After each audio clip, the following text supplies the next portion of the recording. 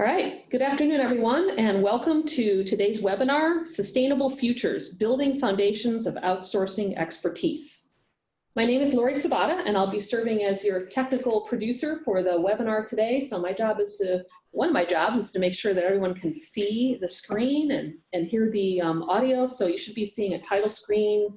It's a green screen with a planet on the front. So if you can see that and you can hear my voice, I want to bring your attention to the ribbon. Now mine's at the bottom of the screen, yours could be at another location, but there should be a little hand there. If you click on that hand, it's like a little cartoon hand, kind of like raising your hand in a webinar. That lets me know that everything is okay on your end as far as seeing and hearing things, and I'm seeing raised hands, so it looks like all is good on your end. Thank you so much for doing that. I'll be turning it over to our presenters in a little while, and I know we have plenty to get through today. So, but first I want to just kind of get through some housekeeping items and talk a little bit about the flow of the presentation today and how we're going to handle questions and answers and discussion. So we have our audience in a listen-only mode today. So when it's time for questions, actually anytime you have a question, again, take a look at that ribbon, that strip probably on the bottom of your screen. There should be a button or a tab there that says Q&A.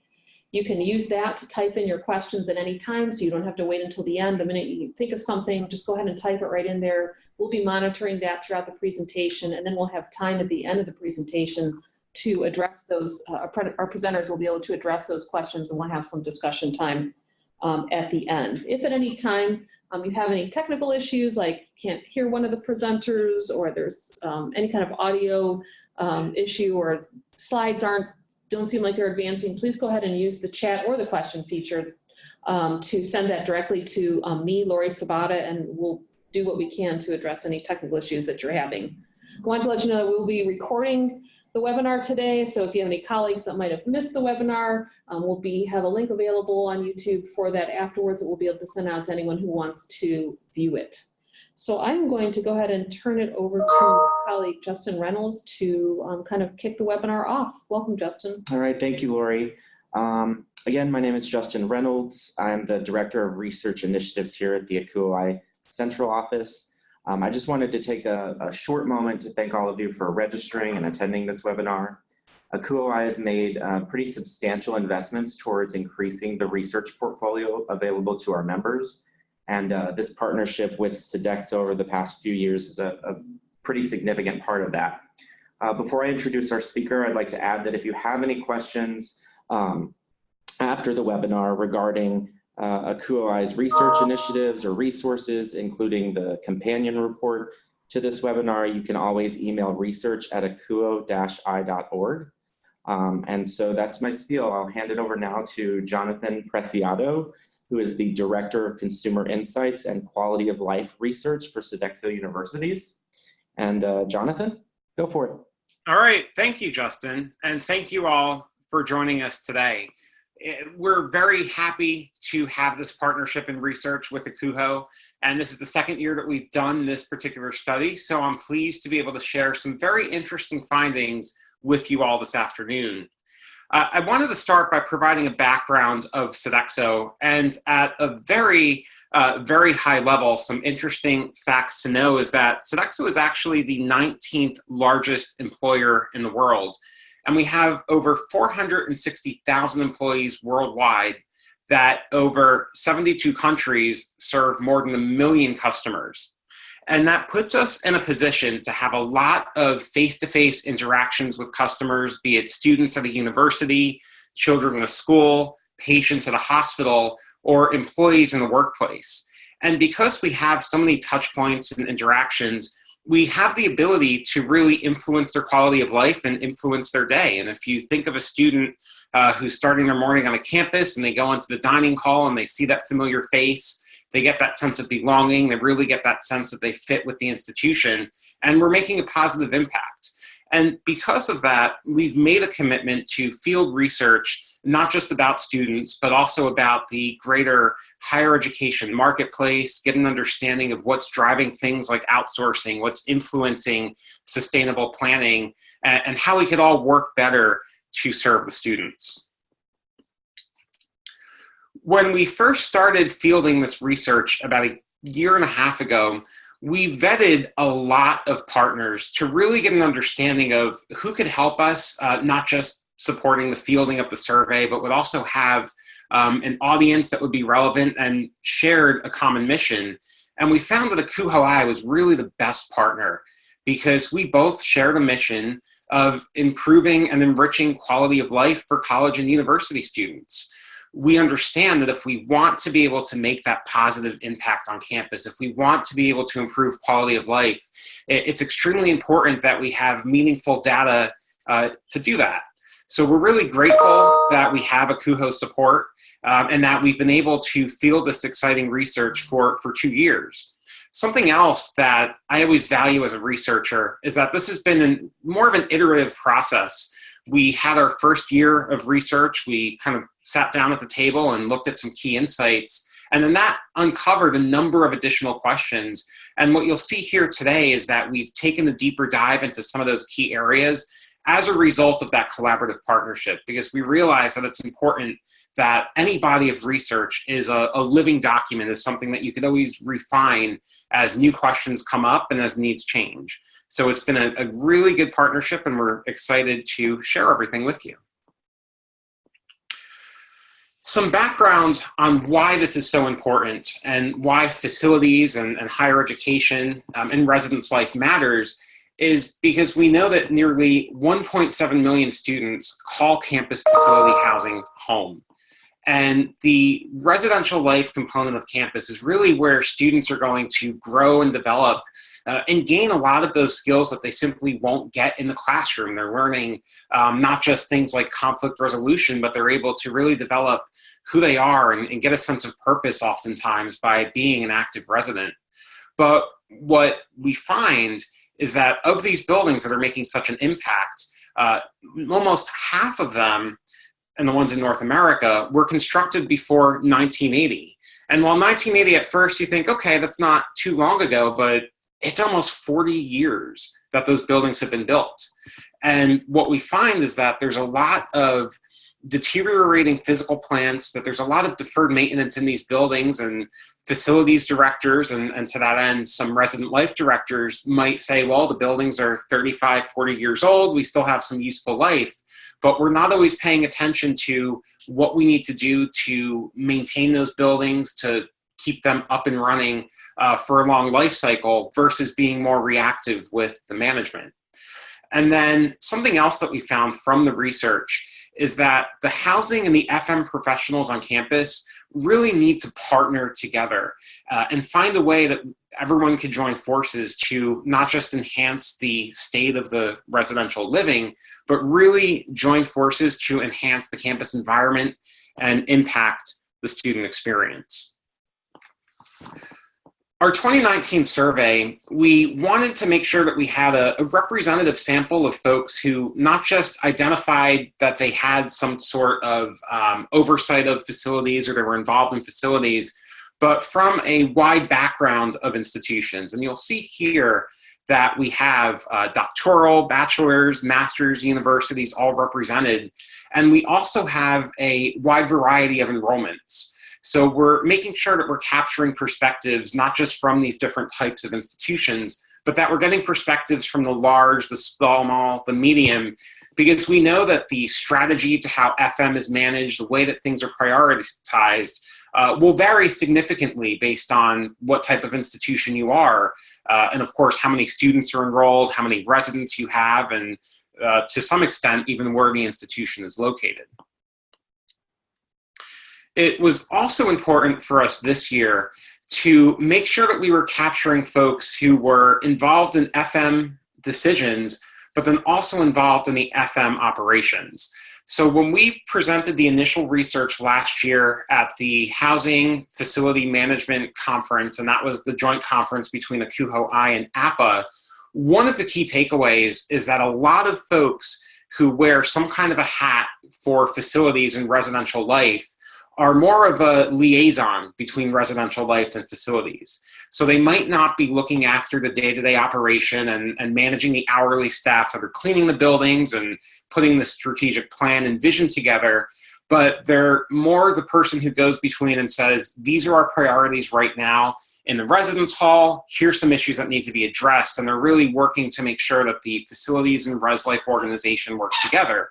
And with that said, we specifically added questions to allow our respondents to identify that, yes, I am one of those liaisons, and here's my priorities, and here's the data that I have access to, and this is how I'm involved in FM decisions. So you'll see that we have, on the FM side, 29% of the respondents were those liaison individuals, but then we also had a number that were directly involved, so they were looking after hourly staff or looking after managers, and then some indirect involvement as well. And then as far as the overall FM, we have key decision makers, some subject matter experts in there, but then a lot of influencers and stakeholders. So we were quite satisfied with this respondent profile because it gives us a good sampling of folks who are not just managing the operation on facilities, but they're also having some influence in strategic planning, strategic decisions, and they're able to provide that robust perspective that we needed for the research. Some key takeaways is that informed stewardship really leads to institutional effectiveness. So we're going to get into that in a little bit, talking about how if everyone and all the stakeholders on campus have access to the tools they need, to the data they need, we're able to have more efficient organizations and more efficient FM. And then sustainability planning drives both the efficiency and student engagement. So we know that students are demanding that there's some kind of a sustainable plan in place, that they're able to participate in sustainability. And we're starting to see that that's driving sustainability at the institution level.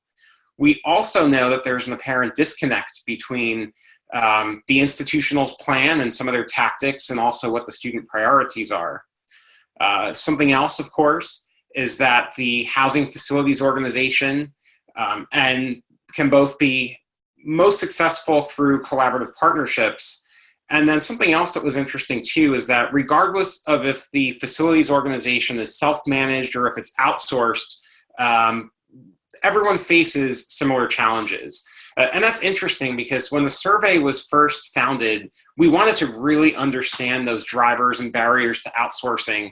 And then after working with ACUHO, after getting a lot of those insights, we found that perhaps we really need to look more at how we could all work together regardless of whether you're outsourcing, because of course that's interesting, but there's some bigger overarching goals that we could all partner on to make sure that we're driving student success.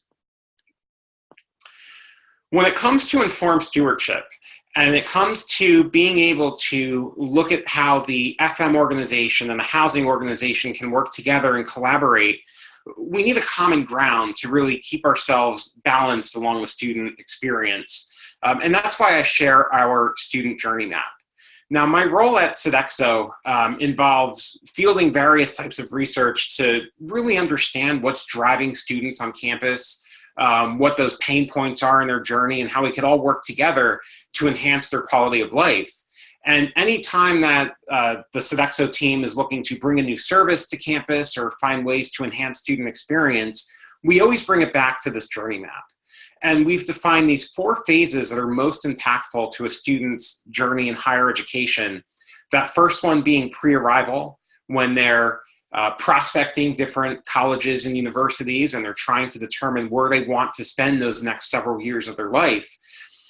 Then they go on to the arrival phase, and those are more of the formative times of university and college life, because we know that when a student is coming onto campus, they have roughly 3 or so weeks to really get into the groove and get a routine down and make friends and really fit with the institution. And we find that if students aren't able to accomplish that in those 3 weeks, then they're significantly facing significantly more risk to leave the institution. Living, of course, and I think for a lot of the folks on the call, it should be of no surprise that that is one of the most impactful areas of campus life. We know that there's a lot of learning that goes on in the residence hall, a lot of development from just participating and being an active resident. And then, of course, departure, leaving the institution and having that confidence to be successful out in the world. So anytime that we're doing work on our team, we're looking at how we're affecting the pre-arrival.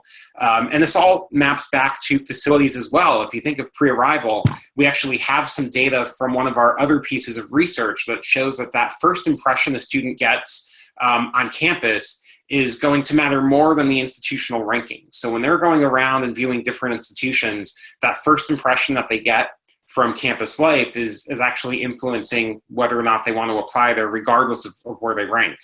So when we're looking at our strategy, when we're looking at how we're collaborating between FM, between residential life, it's always important that we look and map this back to the student journey, because it's so important that we're finding ways to enhance that journey and make life on campus something that's beneficial, something that's successful, and creating a space where students can succeed. As far as residence life and facilities management goes, we know when we look purely at an outsourced perspective, so getting an understanding of how facilities are managed, 87% of colleges and universities are self-managing their own institutions, facilities, plants, and 13% are working with some sort of external service provider. Now, it's interesting because Sodexo does some other research in our additional business lines, and we fielded a very similar survey in the corporate services sector, and we found that that rate of outsourcing was a lot higher. So at a high level, if we were to take a step back, we could say from a level of outsourcing, evolution, and maturity, the higher education market is still young in terms of outsourcing. Whereas if you look at hospitals, if you look at corporate services, there's a lot more businesses and entities that are saying, we want to outsource, we're not really focused on running this ourselves. So that was an interesting takeaway. But the other thing that we found, and this was particularly came from the session that we did at that last conference from the first set of data, is that the relationship between facilities and housing varies significantly. And you can't really make a blanket statement and say, well, large institutions behave this way, whereas small institutions behave that way. But what we find is that residence life, in many cases, might have their own facilities department. And maybe they have one or two managers that are in charge of the maintenance and just looking after the overall building. And if there's something larger, they'll engage with the remaining campus facilities. But then we also see that a lot of times Res Life has dedicated resources that sit within the facilities organization. So they might say, well, we go to James on the FM team every time we have a problem, and then he could direct us to wherever we need to go. We also find that Residence Life is a customer oftentimes of the facilities organization. And this was eye-opening for me as a researcher, because I had participated in a roundtable of various residential life professionals who also looked after facilities. And they said, you know, one of the biggest challenges for us is that we're on the same level as any other customer. So like a faculty head who needs to have their HVAC system in the office evaluated is in the same category as a residence life building director who's also having some HVAC or plumbing issues. And a lot of times you need to get in a queue or you have to go through a process just to be able to get on the radar of the facilities department. So it's just interesting to see how it varies so much between all the types of institutions. But the one takeaway that we found, and the one red thread, if you will, is that these facilities liaisons seem to exist across all organization structures, and that most of the interviewees that we talk to within the survey, a lot of other folks that we see out in the field, serve in some kind of a liaison role, and they're the person that's the go-between and says, well, I have a whole list of priorities that need to be addressed. I want to outline this in the strategic plan of facilities, and they kind of work between the two. So something that we added in the spring survey was really adding that deep dive to get an understanding of who are these liaisons and what are their priorities, and most importantly, how can this research help to make those liaisons more successful? So looking at the liaisons, we found that 62% of them were in fact influencers when it came to facilities. 28% were some kind of key decision makers, but then it was interesting to see that 6% were not involved in the facilities decisions at all. So it's good when you look relative to the other buckets, because those individuals may not be able to have the biggest influence in shaping facilities and residential life, and it's great that you have 62% that are somehow influencing that. Certainly shows efficiencies, but then what was also interesting to find is that the liaisons were more prevalent at those self-managed campuses, as well.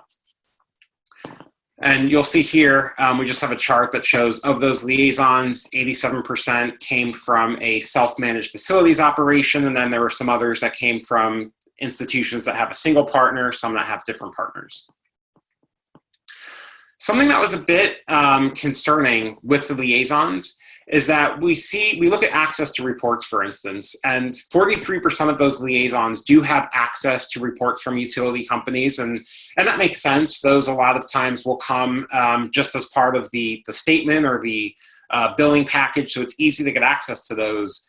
But then we see 38% really have no reports whatsoever. So one could argue that it's almost like they're operating in a black box. They might want to help prioritize different initiatives relative to the facilities and housing, but they don't have access to that meaningful data. And then only 19% have access to any kind of building analytics management or building management systems. What was also interesting is that we found that just half of the liaisons who were aware that a building management or building analytics management was being used at the institution had access to those reports. So it's a bit concerning because if you're responsible for being the liaison to help expedite issues that occur in residential life or help to prioritize different investments in the facility, but you don't have access to that data, a lot of times it makes it a lot more difficult to really articulate what those priorities are or understand where there could be some additional low-hanging fruits for something like cost savings or efficiencies. Another takeaway from the research is around informed stewardship. And in speaking of these building analytics managements and systems, we know that most campuses have some type of a program in place. And when these are used efficiently, they're able to drive energy efficiency, they're able to drive cost savings, and most also lead to some early wins. So if you're using building analytics management, you're using the software, and all of those key players have access, you'll be able to realize some early wins that come from immediate savings because you'll know where you need to prioritize different repairs, different renovations on your physical plant. We also know that it leads to transparency because by having access to this verifiable data, you're able to understand, okay, if we were to perhaps put a limiter on the thermostat in residence halls, and we know in the winter that some students are turning it up to 95 degrees, well, let's change it, for example, to 70 degrees. Now you're able to see what that effect had on your energy usage, for instance. And if you didn't have that transparency, you again would be operating in a black box. We also know it leads to empowered and efficient teams. More data really makes it easier to troubleshoot, to save time. And of course, happier students, because if we're able to make sure that we're reducing energy usage, that all of our buildings are up and running to full capacity, that there's no maintenance issues, the students are going to have a much better experience living and being in the residence halls. And then of course, fact-based decision-making is something else that comes from informed stewardship, because I think we all know that there's a certain degree of a backlog of deferred maintenance on campuses. And if you're able to understand exactly where that deferred maintenance is, you're able to use all of this data to help prioritize, you can really make decisions based on facts to reduce that deficit and really make sure that you're in the best place. And then an interesting stat that came from the Department of Energy is that they find that 20% of a building's total energy use can be attributed to an improperly configured building management system. So it's really important with informed stewardship to not only make sure that you're giving access to those reports, access to the data to all the relevant parties, but that you're utilizing it appropriately, because if you have all these different systems and analytics programs in place, but they're not being part of the strategy, then you could be wasting essentially 20% of the building's energy. Another component that we added to the survey this year is that we wanted to take a deeper dive into sustainability. We know that a few years back, millennials were really changing the way that sustainability was acted upon on a college and university campus. We saw with that generation that a lot of the high street brands, retail brands, Starbucks, for instance, had to change their stance on the environment because millennials are really driving and saying, this is important for big businesses. If I'm going to patronize a business, then I need to make sure it aligns with my values in terms of sustainability. What's interesting is that with Generation Z, they're taking that a step further and saying, when I'm looking at a college or university, I want to know that that institution is being a good corporate citizen, so to speak. Even though they're not really a corporate entity, they still want to know what that citizenship looks like and what are they doing for the community, what are they doing for the environment, and sustainability is also something that's very big. So because of all that, we wanted to understand how institutions were approaching sustainability, and we could see that almost 60% have some type of a master plan at the institution level where they say, here's where our institution is going to go in 1, 5, and 10 years around sustainability. But then we also see that nearly 32% are still letting each department develop their own initiative and their own plan. And while it's great that they have a plan in place, it can be really difficult to find those different synergies if every single department on campus is approaching sustainability differently. And then almost 10% have no plan, which is a bit concerning as well. As far as tracking tools go with sustainability, we know that around 30% are getting some kind of reports from utilities companies. About 41% are getting the building analytics management or building management system data. But then there's still almost a third that are getting no reports. So when we think of how high of a priority sustainability is, not just for our students, but also for the institution, it's also a bit concerning that there's no reports out there and the institutions are, again, operating in a vacuum without knowing how they're performing. As far as benchmarking goes, we see STARS, LEED, and ACUHO are some of the top benchmarking institutes that are being followed by the universities. I know anytime I'm on campus, I commonly see, especially in a new building or in a building that's been rehabilitated, is that LEED certified. We're always looking at how the building fits within LEED, and it's something that we're proud of and able to use in some cases as a marketing tool. Student sentiment. Again, I mentioned with Generation Z that it's very important to have sustainable practices at the institution level, but what we're seeing is that almost 53% are saying that this is an expectation and that the institution really needs to practice sustainability. They have to have a plan. That plan has to be well articulated. And most importantly, they want to know how they can get involved.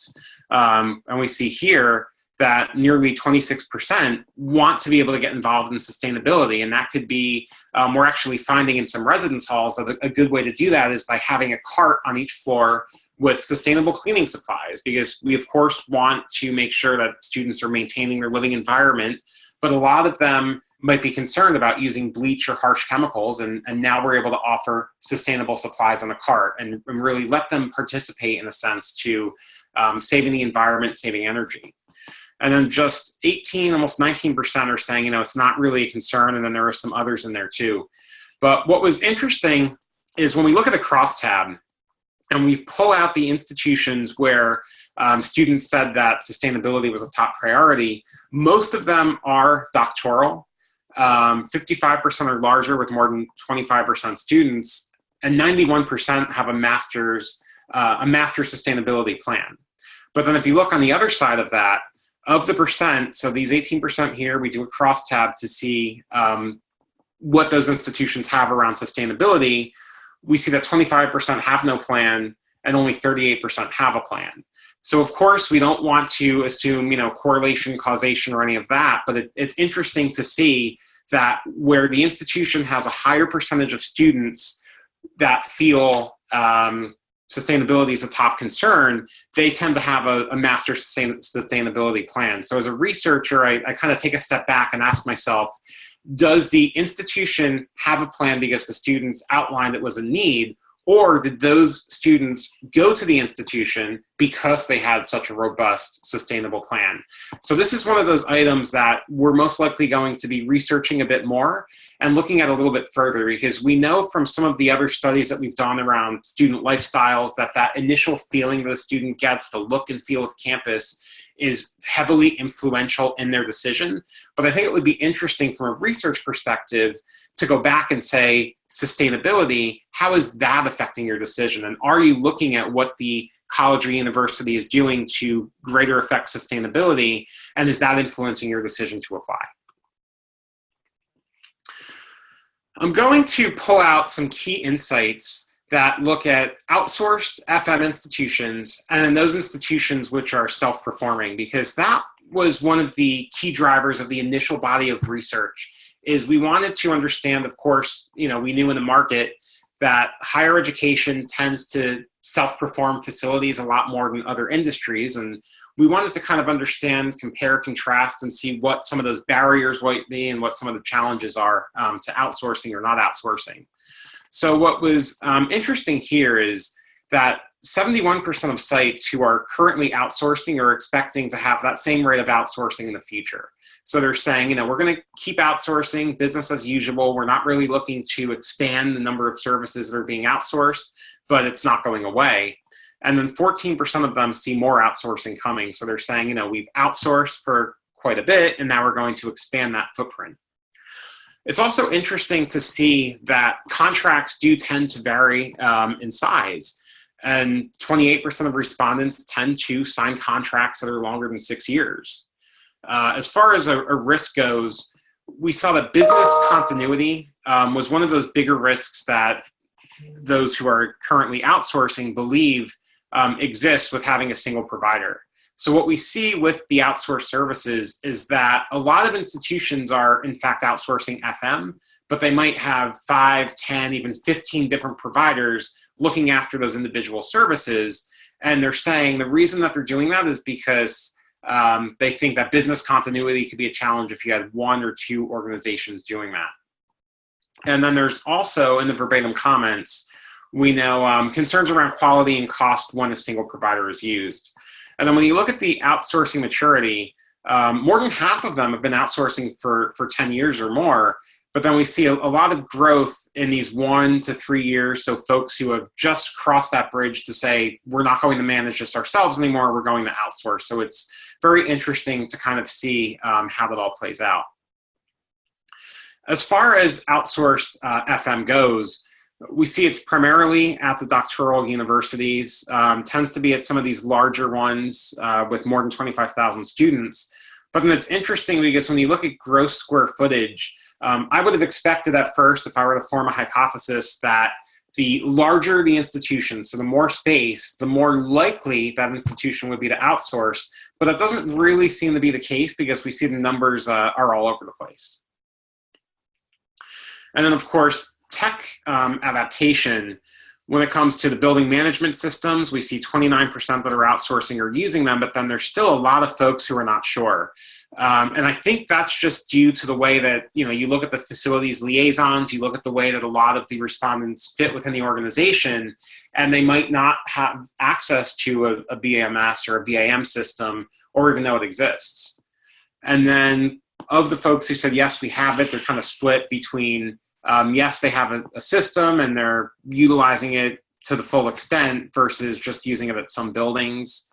And then same thing when it comes to reports.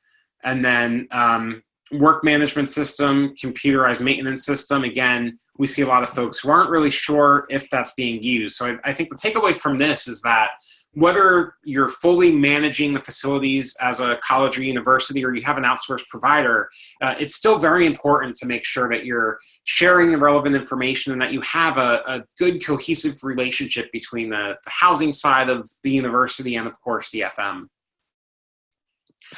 And then energy management, to what degree are you relying on students for support? And we saw that the top 2 box, 50% were relying on students for energy management internships. So I think if you look at the bigger picture and you have a third-party provider, sometimes that does open the door for things like internships and having students work with a company like Sodexo or whomever it is in those areas. And then based on importance of the outsourced, when we ask about energy management, we see, lighting retrofits, infrastructure renewal, renewable energy are all quite big. Taking a look at the self-managed, It was interesting here to see too that, yes, it was about 60 or so % of doctoral universities that outsource, but we also see them insourcing or self-managing facilities as well. And then the other component, it's of those who are self-managing facilities, around 40% or so have less than 2 million square feet, but then there's still a quarter of them that have the 10 million square feet or more. So I think another takeaway is that we can't just go in and say it's larger institutions or institutions with more physical assets or more space that tend to outsource, because it really is a mixed bag and it seems to be all over the place from like a segmentation perspective. Technology adaptation, there's a lot more that are using the building analytics or building management systems. And I think, again, if the institution is self-managing, a lot of times they tend to hold this closer to the business. So again, they may have, it's easier to access these different systems, easier to get the data as well. We also see that they tend to be using the building analytics for some buildings.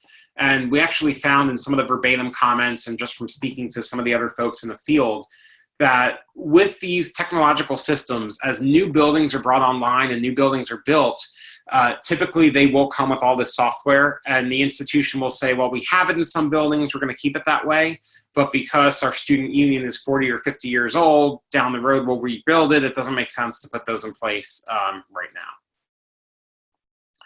And then, of course, energy management.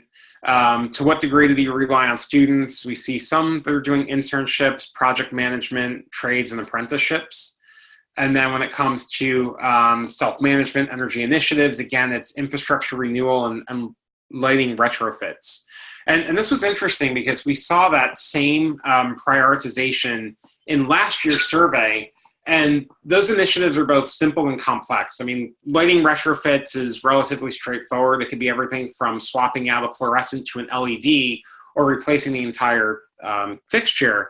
But infrastructure renewal is a serious and heavy undertaking. So it's interesting to see how those are both top priorities. And the respondents are saying, well, yes, there's some low-hanging fruit, but we also want to renew all of our infrastructure. I've also pulled out some selected longitudinal data. And these were some of the key pieces that our respondents found most interesting, that we found tended to resonate with our audience. And they're really around risk. So when we ask respondents, how does outsourcing affect risk? We see that from 2018 to 2019, the folks who said it increases a lot did increase a bit. So the market is moving in the sense where we're saying, you know, outsourcing is a bit risky, and we're saying, yes, it's affecting risk quite a bit. And then when you look at the type of risk, a lot of it tends to be from loss of control. And if you think of how complex a facilities organization can be that's self-managed, and how complex the relationship might be between that facilities organization, residents' life, the liaisons, it's easy to understand how that could be perceived as a risk, is losing control of that and not understanding how everyone's going to work together. And I think that really underscores the rationale and how the facilities organization, the residential life, all need to come together and collaborate on student success, whether or not FM is managed by the institution or if there's another party in there helping to run the show. And then energy initiatives as well, lighting retrofits, infrastructure renewal, of course, we saw were relatively large again. And then green initiatives was something new that we added, and that was also quite important.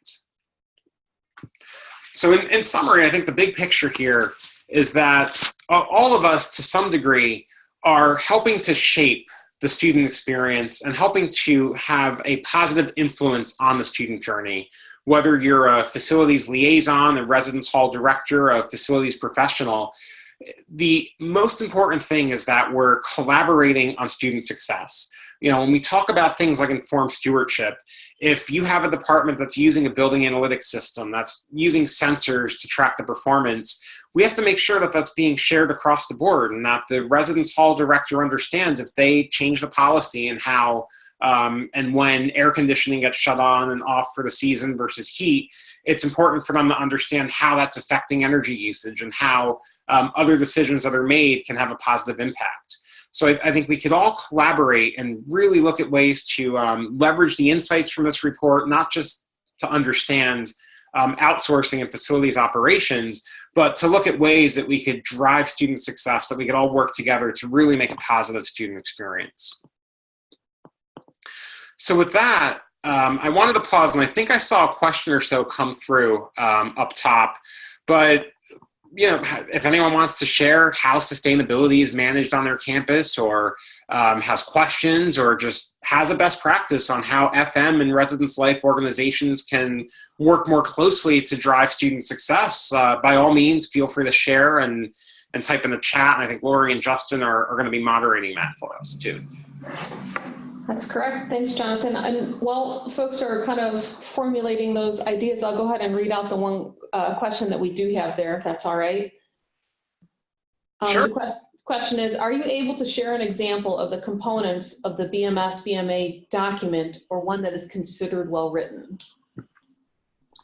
So that's not something that I have on hand, but I think we could absolutely share after this. We'll, of course, give a copy of the presentation, and we could give some examples of what a well-written one would look like, and what some of those reports might be that come out of a system. I'd be happy to. Great. I think we'll just kind of give folks a minute or two to formulate some responses. And while that's happening, I know that I had mentioned this earlier, but we are recording the webinar. So if there's any colleagues that you have that might have missed the webinar, we will have a link available for the webinar. You can go back and review it, or share the link with anyone who might have missed it. And we'll just hang on here another minute or two and give folks a little time.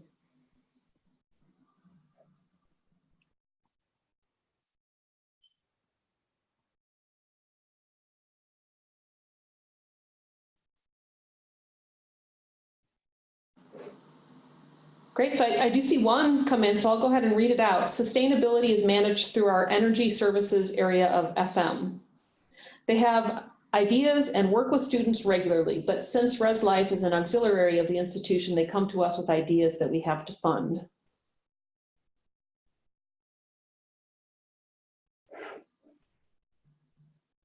So that's interesting that residential life is an auxiliary of the institution.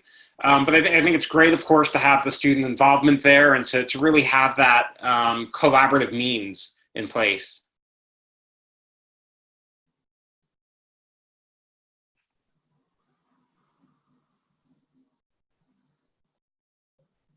We'll just give another minute or two here and see if we have any others before we conclude.